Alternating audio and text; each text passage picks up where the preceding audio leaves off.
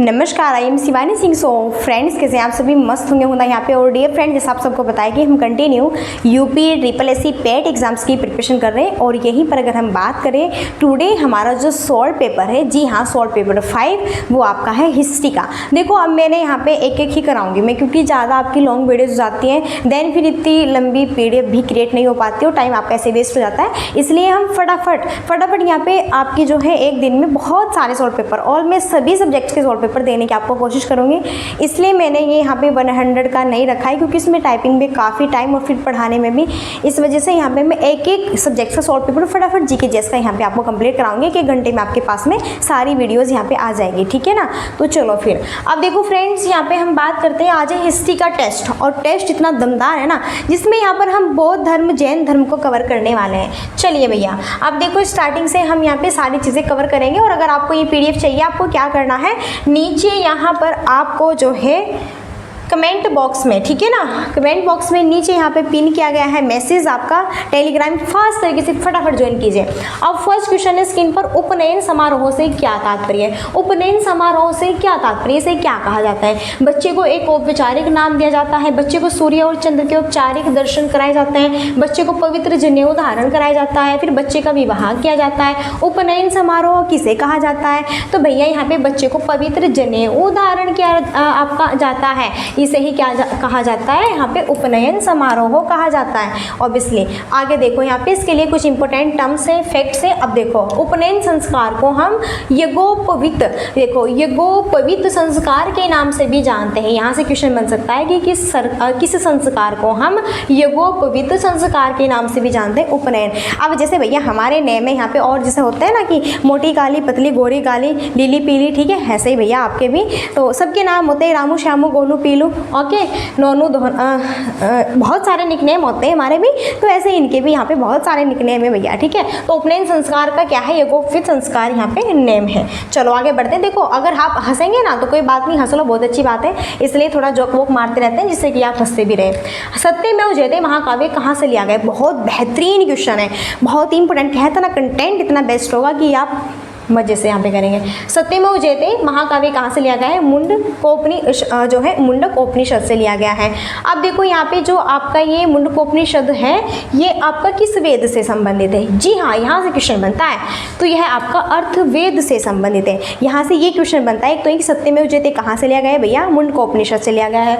अब ये जो मुंडकोपनिषद है किस अर्थवेद से संबंधित है, ये किस वेद से है, अर्थवेद से। वेद कितने बेटा, 4 होते हैं, ऋग्वेद है, सामवेद है, यजुर्वेद है, अथर्ववेद है, ओके ना, जिसमें कि ऋग्वेद बहुत इंपॉर्टेंट है। और यह है भारत का एक आदर्श वाक्य भी है। अगर पूछे भारत का आदर्श वाक्य तो 4 क्वेश्चन बनते भैया, आपके तो मजा आ गए, मौज है भैया, मौज, ठीक है ना। अब बात करें यहाँ पे सत्यमेव जयते की, तो भाई मुंडकोपनिषद से लिया गया है। अब मुंडकोपनिषद किस, यहाँ पे आपका योग से लिया गया है, अथर्ववेद से लिया गया है। अब यहीं पे पूछे कि भारत का आदर्श वाक्य क्या कहलाता है, तो ये भी मुंडकोपनिषद कहलाते हैं। क्या भैया, आपको तो रसगुल्ला रसमलाई सारी चीज़ें यहाँ पे प्रोवाइड कर दी गई है, बहुत बढ़िया। आगे बढ़ते हैं, नेक्स्ट देखो स्क्रीन पर, फिर हमारा क्वेश्चन 5, क्वेश्चन 3 है, वेदों के गद्य प्रकरण क्या कहलाते हैं, संहिता, ब्राह्मण, आरण्यक या फिर उपनिषद। मैंने कहा ना बहुत ही ललन टॉप सेशन है हमारा, मस्त, ठीक है ना। चलिए, तो वेदों के गद्य प्रकरण क्या कहलाता है, यहाँ पे ब्राह्मण कहलाते हैं। क्या कहलाते हैं बेटा, ब्राह्मण कहलाते हैं। अब वेदों के गद्य ब्राह्मण कहलाते हैं। अभी देखो यहाँ पे वेदों के जो आपके जो गद्य ब्राह्मण कहलाते हैं। अभी देखो चारों वेदों को क्या कहा जाता है, जी हाँ, ये हुई ना टॉप वाली बात। तो चारों जो वेद है क्या कहते हैं, फटाफट कान कीजिए इधर को, तो क्या कहा जाता है भैया, क्या कहा जाता है, संहिता कहा जाता है। क्या कहा जाता है बेटा, संहिता कहा जाता है। क्या बात है, दमदार, मजा आ गया, ठीक है ना। आगे बढ़े, नेक्स्ट देखो स्क्रीन पर हमारा क्वेश्चन, फिर बहुत ही बेहतरीन सेशन है, स्किप मत करना, स्किप करेंगे तो खुद स्किप होंगे। निम्नलिखित में से कौन सा ज्ञान के सिद्धांत पर बल देता है, कौन सा ज्ञान के सिद्धांत पर बल देता है, योग दर्शन है, सांख्य दर्शन है, वेदांत दर्शन या फिर उपनिषद है, फटाफट बताइए क्या है। तो यहाँ पे ज्ञान के सिद्धांत पर बल देता है भैया, ज्ञान सबसे ज्यादा नॉलेज कौन झाड़ता है, कहते हैं ना उपनिषद। हाँ, ये बहुत नॉलेज झाड़ते हैं मैं तो, ठीक है ना, कि तो कौन झाड़ते भैया, बहुत नॉलेज, उपनिषद झाड़ता है। अब उपनिषद के बारे में ना बहुत इंपॉर्टेंट चीज़ याद रखना। अब उपनिषद है ये यहाँ पे क्या कहलाते हैं, एक्चुअली है क्या, उपनिषद एक वैदिक संहिता के अंतिम भाग है, इसलिए इसे वेदांत भी कहा जाता है। तो भैया वेदांत किसे कहा जाता है, तो उपनिषद को वेदांत भी कहा जाता है। और यह ज्ञान अभिज्ञान का मूल आध्यात्मिक स्रोत है और इसमें ईश्वर और आत्मा संबंधी ज्ञान पर जोर दिया गया है। उपनिषद का शाब्दिक अर्थ होता है अध्यापक के निकट बैठे हुए विद्यार्थी तक पहुंचाया गया ज्ञान। जैसे टीचर्स अपने सभी बच्चों को, अपने सभी स्टूडेंट्स को प्यार से एक माता पिता के रूप में, एक जो है बात करें यहाँ पे एक पेरेंट्स के रूप में, एक ईश्वर के रूप में ज्ञान प्रोवाइड कराता है, तो उसी चीज़ को यहाँ पे क्या कहा गया है, उपनिषद का अर्थ कहा गया है ज्ञान। जो भी हमें ज्ञान प्राप्त कराता है वही हमारे लिए क्या है, ईश्वर के समान रूप होंगे। ठीक है, ओके, क्लियर है ना, तो बहुत अच्छी बात है। और भैया उपनिषद आपका वेदांत भी कहलाता है, ये भी पॉइंट्स याद रखें। आगे देखो नेक्स्ट यहाँ पे स्क्रीन पर हमारे क्वेश्चन, ऋग्वेद में निम्नलिखित में से किस देवता की सबसे ज़्यादा महत्ता का वर्णन है। तो ऋग्वेद में सबसे ज़्यादा, और भैया सबसे ज़्यादा तो यहाँ पर इंद्र रहते हैं। जो वेद की बात करें, जो वेद है बेटा 4 है, यहाँ पे वेद कितने हैं, 4 है। तो 4 में जो ऋग्वेद है ना बहुत इंपॉर्टेंट है अपने आप में। तो ऋग्वेद में किस भगवान को सबसे ज़्यादा माना जाता है, वो है इंद्र देवता को। ठीक है ना, जी हाँ, इंद्र देवता को मत उठाना, ओके, वरना तो फिर देखना यहाँ पे।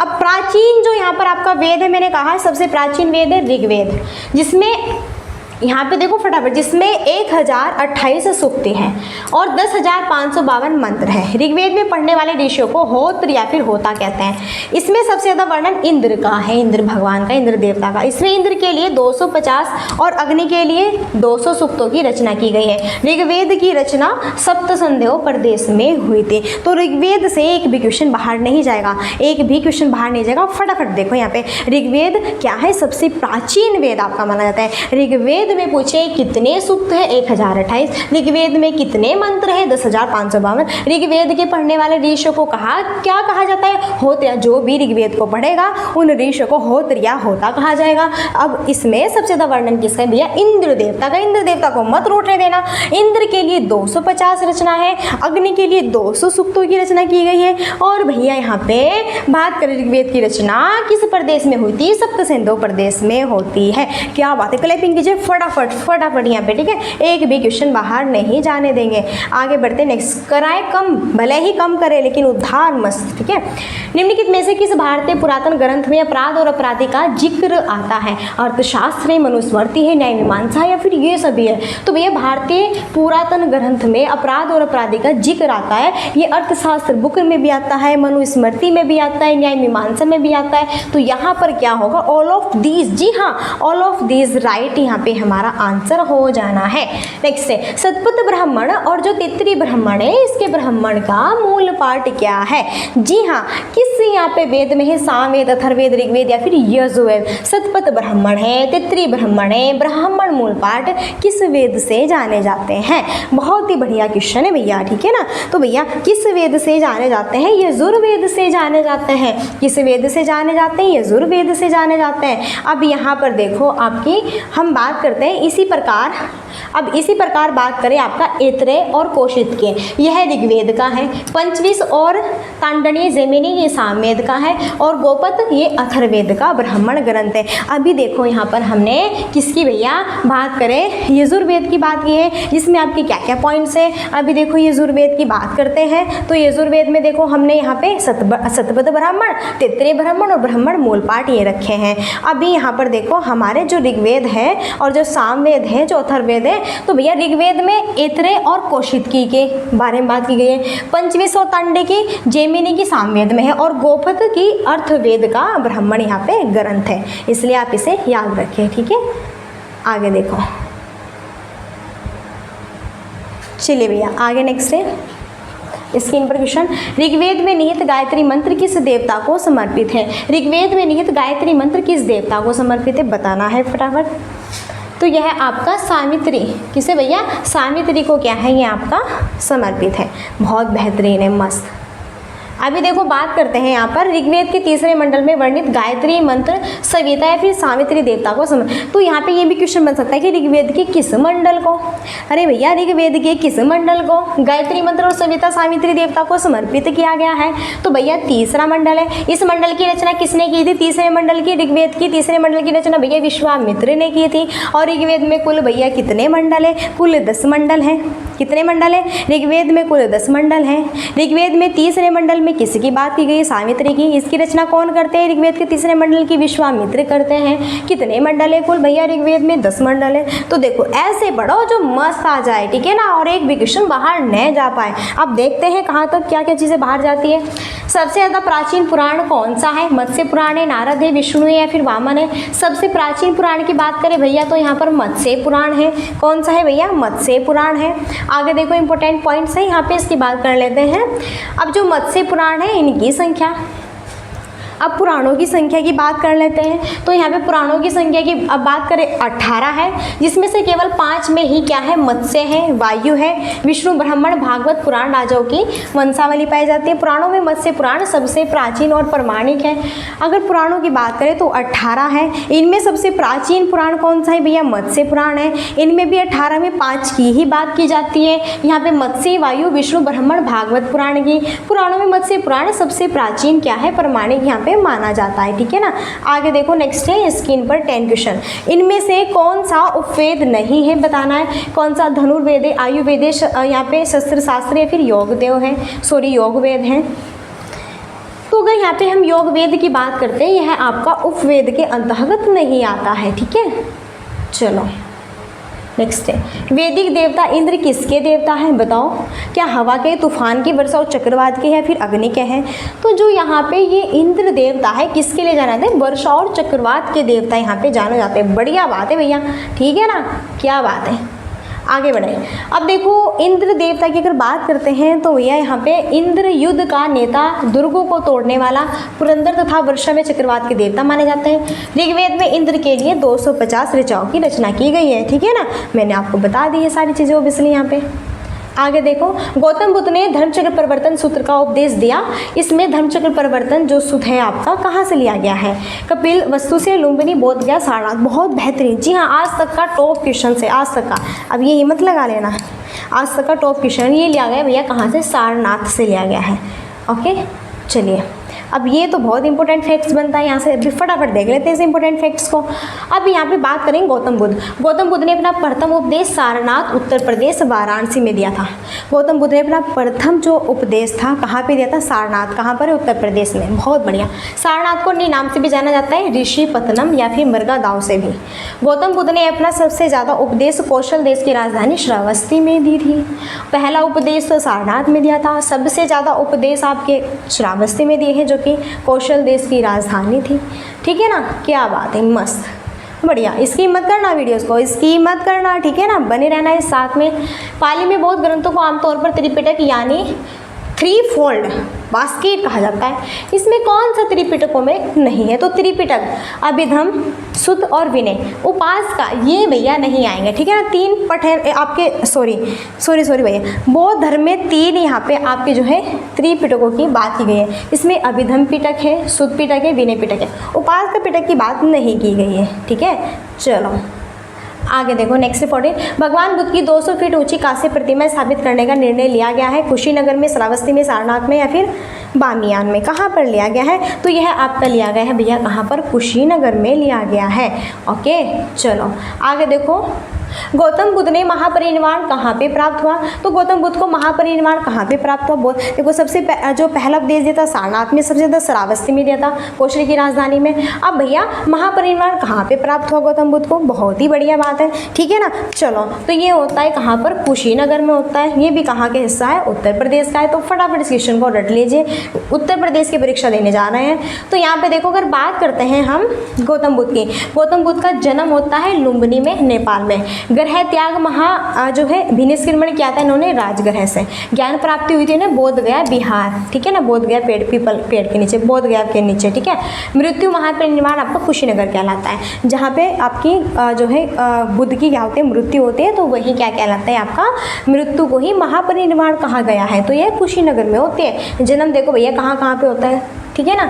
आगे बढ़े, अब हमें नहीं पता हमारा जन्म कहाँ पे क्या किस तरह, ठीक है ना। अब भैया देखो इन सब का रटना पड़ रहा है, बहुत ही बढ़िया, बहुत अच्छी बात है। किस स्मारक से गौतम बुद्ध ने दुनिया के लिए बौद्ध धर्म के अपने दिव्य ज्ञान का प्रचार किया था? हुमायूं का मकबरा, महाबोधि मंदिर समूह, कुतुब मीनार या फिर लाल किला परिसर। आज के क्वेश्चन इतने टॉप है कि बहुत ही गजब। और यह है क्या, महाबोधि मंदिर समूह। क्या है भैया, महाबोधि मंदिर समूह में, ठीक है। चलो अब महाबोधि मंदिर समूह के बारे में पिछले थोड़ी सी बात जाने। महाबोधि मंदिर बिहार में गया जिले में स्थित है।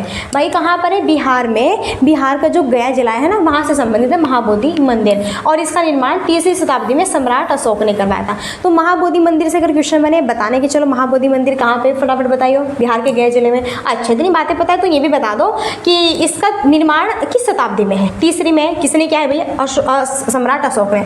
तो क्वेश्चन तो हर एक पॉइंट से बनता है। अब भैया बच्चे क्या करें भैया, हम लोग क्या करें आप लोग बताइए फटाफट, ये बताओ क्या करें, कितना रटे। अरे हद है भैया कुछ पढ़ाई की भी। तो पता नहीं किसने बनाई है। 17 क्वेश्चन है, बौद्धों के लिए उत्तर प्रदेश में स्थित सारनाथ क्यों महत्वपूर्ण है? तो सारनाथ क्यों महत्वपूर्ण है, देखो सारनाथ इसलिए महत्वपूर्ण है कि भगवान बुद्ध ने सारनाथ में ज्ञान प्राप्त किया। नो बोध गया में किया था वो, तो भगवान बुद्ध का जन्म सारनाथ में। नो भैया सारनाथ में कहा, लुम्बिनी में होता है। भगवान बुद्ध का सारनाथ में नो सारनाथ में। महापरिनिर्वाण कहाँ होता है, कुशीनगर में होता है। तो क्या बात है, यहाँ से तो ये तीनों ही ऑप्शन गलत है। हाँ, ज्ञान प्राप्त करने के बाद भगवान बुद्ध ने सारनाथ में अपना पहला उपदेश दिया था। जी हाँ, अब गौतम बुद्ध के बारे में सिर्फ और सिर्फ डी ऑप्शन ही सही बताया गया, बाकी में तो मैंने उलट पुलट करके रख दिया, ठीक है। चलो अब यहाँ पे देख लो फटाफट कहाँ पे क्या क्या चीज़ें होती है। गौतम बुद्ध ने ज्ञान प्राप्ति के बाद उत्तर प्रदेश के सारनाथ में सबसे ज़्यादा आपके, ठीक है, 5 सन्यासी ब्राह्मणों को अपना प्रथम उपदेश दिया। 5 सन्यासी ब्राह्मणों को दिया था, जिसे बौद्ध ग्रंथों में धर्मचक्र परिवर्तन कहा जाता है। गौतम बुद्ध में महापरिनिर्वाण, गौतम बुद्ध की मृत्यु कहा जाता है। धर्मचक्र परिवर्तन इसके जो इन्होंने यहाँ पे पहला उपदेश दिया था 5 आपका ब्राह्मणों को, वो कहलाता है। और यही भी बुद्ध ने अपने जीवन काल में सबसे ज़्यादा उपदेश कौशल देश की राजधानी श्रावस्ती में दिए। अरे भैया सारी चीज़ तो रटा दी है, अब क्या है करो, ठीक है, कुछ ही नहीं, बस फटाफट रट लो इनको। नेक्स्ट है, मनुष्य जीवन का सबसे ज़्यादा ध्येय है, अब वे कर लिए, जिसका अर्थ क्या है। देखो मनुष्य जीवन का सबसे ज़्यादा ध्येय क्या है, यहाँ पे केवल्य है, केवल्य, दूसरों को शिक्षा देना, दूसरों का अनुसरण करना, इच्छाओं पर विजय प्राप्त करना, दूसरों की सेवा करना। तो भैया देखो अगर हम चाहें ना तो नीड्स हमारी बहुत हो सकती है। अब अगर मैं चाहूँ कि हाँ यहाँ पे मैं इस तरह नहीं, इस तरह से जो है मैं एरोप्लेन में घूमूँ, मैं ये करूँ, मैं वो करूँ, मैं ये ऐसा खाना खाऊँ, इतने पैसे खाऊँ, ये फलाना ढिमकाना, इस तरह से। तो अगर हम अपनी नीड्स बताएं, आवश्यकताएं बताएं, हमारी बहुत सारी हो सकते हैं, लेकिन हम अपनी इच्छाओं पर विजय कैसे प्राप्त कर सकते हैं। हमें भैया ज़्यादा इच्छाएं नहीं रखनी है, नॉर्मली जितनी हमारे पास में है, जितनी हमारे पेरेंट्स का बजट है, हमें ओनली उतना ही यहाँ पे करना है। तो यहाँ पर होगा इच्छाओं पर विजय प्राप्त करना, यही केवल्य, इसका अर्थ आपका ये है। नेक्स्ट बहुत इंपॉर्टेंट है, 24वें जैन तीर्थकर या फिर अंतिम तीर्थकर कौन थे? पार्श्वनाथ, महावीर, ऋषभ या फिर अरिष्टनेमी, ठीक है ना, बेहतरीन। तो यहाँ पर है आपके कौन, जो महावीर है। ये भैया जैन, अब जैन धर्म स्टार्ट हो गया, बौद्ध धर्म फिनिश होया। 24वें थे आपके महावीर, जैन तीर्थकर, और अंतिम भी थे ये। चलो इनके बारे में तो थोड़ा जानना पड़ेगा। चलो महावीर स्वामी की बात करें तो सबसे पहले 23वें तीर्थकर जैन धर्म में हुए। जैन धर्म के प्रथम तीर्थकर आपके देखो कौन है, ऋषभदेव। तो जैन धर्म के प्रथम पूछे तो कौन है, ऋषभदेव है, और लास्ट महावीर स्वामी थे, ठीक है ना। नेक्स्ट है, पहले जैन तीर्थकर कौन थे? पहले जैन तीर्थकर कौन थे तो अभी तो बताया, ठीक है ना, यहाँ पे अभी तो बताया, यहाँ पे ऋषभ थे भैया, ऋषभ, ठीक है ना। ऑब्वियसली सारी चीज़ें हमारी डन है। और 20 क्वेश्चंस यहाँ पे ये थे जो कि बहुत इंपॉर्टेंट है। अभी थोड़ा देखो एक और इंपॉर्टेंट चीज़ यहाँ पे हम डिस्कस कर लेते हैं। जैन धर्म में कुल 24 तीर्थकर हुए। देखो जैन धर्म में कुल कितने तीर्थकर हुए? तो भैया जैन धर्म की बात करें टोटल 24 हुए। सबसे पहले इसमें ऋषभदेव है, लास्ट महावीर है, जिनमें पहले ऋषभदेव थे, दूसरे अजितनाथ, 22वें यहाँ पे देखो आपके अरिष्टनेमी, 23वें पार्श्वनाथ और 24वें महावीर। तो 24वें महावीर हुए, 23वें यहाँ पे पार्श्वनाथ हुए। ऋषभदेव और अरिष्टनेमी का उल्लेख ऋग्वेद में मिलता है। ध्यान से अभी देखो यहाँ पे अगर कुछ मिस्टेक्स हुए होंगे ना, कुछ डाउट्स हुआ होगा तो फटाफट देख लो। जैन धर्म का जो पहला तीर्थकर्ता ऋषभदेव था, दूसरे की बात करें अजितनाथ। अब यहाँ पे तीसरे की बात कर लेते पार्श्वनाथ। अब सबसे लास्ट 24वें में भी महावीर थे, ठीक है ना। ठीक है, यहाँ पे देखो, हाँ 24वें थे महावीर। अभी यहाँ पे जो इम्पोर्टेंट फैक्ट्स था कि महावीर स्वामी से पहले 23वें तीर्थकर आपके जैन धर्म में हुए थे। कौन? यहाँ पे ऋषभदेव, सॉरी यहाँ पर कौन हुए थे आपके, ये हुए थे, देखो अभी फटाफट, ये हुए थे भैया पार्श्वनाथ। ओके, तो यहाँ से सारी चीज़ें हमारी डन है। एक मिनट, इसे सेशन को हम बाद में करेंगे। यहाँ पे नेक्स्ट यहाँ पे तो जैन धर्म में 24 तीर्थकर हुए, जिसमें पहले पार्श्वनाथ थे। दूसरे की बात करें जितनाथ, चलो कोई नहीं। तीसरे की बात कर लेते हैं, सॉरी पहला ऋषभदेव। मेरा तो भैया पढ़ा के दिमाग घूम गए, तो मैं तो चाहती हूँ माफ़ी, ठीक है ना, मैं तो चाहती हूँ भैया माफ़ी। ओके ठीक है, तो यहाँ पर मैं ही कन्फ्यूज़ हो गई। जैन धर्म में 24 तीर्थकर हुए, जिनमें पहले ऋषभदेव थे, और 23वें की बात कर लेते हैं पार्श्वनाथ थे, 24वें भैया महावीर थे। ठीक है ना, बस जो हो गया। अब यहीं पर हम अपनी वाणी को देते हैं विराम और मिलते हैं नेक्स्ट सेशन को, और नेक्स्ट में लेके आते हैं ज्योग्राफी का। फटाफट यहाँ पे हर 1 घंटे बाद सोल्व पेपर, हर 1 घंटे बाद सोल्व पेपर लेने के लिए फटाफट एग्जामिनेशन हम चैनल को सब्सक्राइब करें, तभी आपका उद्धार होगा, तभी कल्याण होगा मस्त तरीके से। और सेल्फ स्टडी करते रहे। और मैंने प्लेलिस्ट जो बनाई हुई है ना इतनी बेहतरीन तरीके से, यहाँ पे एक क्लास को वॉच कर लो, एक पॉइंट्स को, एक भी क्वेश्चन बाहर नहीं जाएगा। यहीं पर अब हम अपनी वाणी को देते हैं विराम और मिलते हैं नेक्स्ट सेशन में। और तब तक के लिए so thanks for watching, keep study and bye bye, take care, जय हिंद जय भारत, नमस्कार। ठीक है ना, ओके।